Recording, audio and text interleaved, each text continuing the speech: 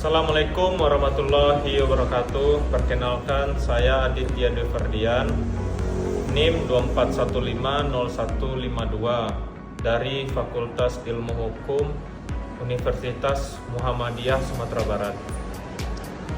Saya akan menjelaskan tentang pengertian filsafat.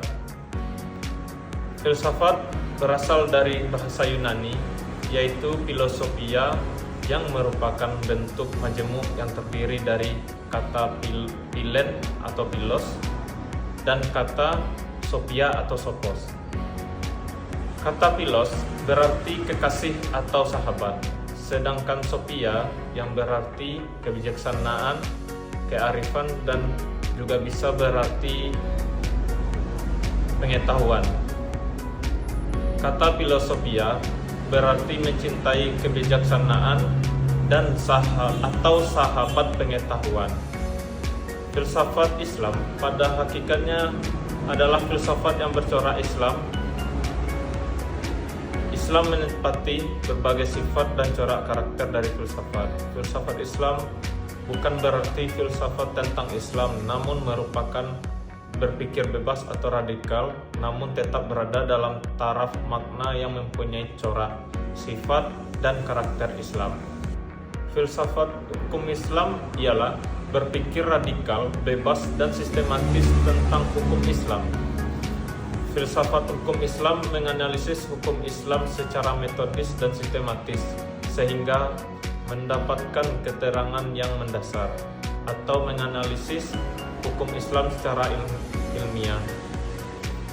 Menurut Azhar Basir, filsafat hukum Islam adalah pemikiran secara ilmiah, sistematis, dapat dipertanggungjawabkan, dan radikal tentang hukum Islam. Dengan kata lain, filsafat hukum Islam adalah pengetahuan tentang hakikat, rahasia, dan tujuan hukum Islam, baik menyangkut materinya maupun proses penetapannya.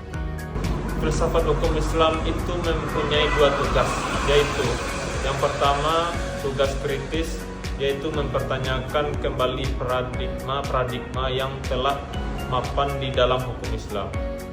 Yang kedua, tugas konstruktif, yaitu mempersatukan cabang-cabang hukum Islam dalam kesatuan sistem hukum Islam, sehingga nampak bahwa antara satu cabang hukum Islam mengajukan pertanyaan-pertanyaan apa hukum Islam dan lain-lain.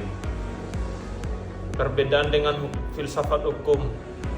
Menurut Van Apeldoorn, filsafat hukum menghendaki jawaban atas pertanyaan apa hukum itu. Hukum yang dimaksud oleh Van Apeldoorn adalah hukum dalam arti aturan pemerintah. Ia melihat filsafat sebagai kegiatan berpikir, artinya berpikir secara kefilsafan terhadap aturan pemerintah dengan mematuhi prinsip akal dan memenuhi kerangka hukum. Hikmah dalam filsafat hukum Islam. Dalam bahasa Arab, kata filsafat sering diterjemahkan dengan kata al-hikmah.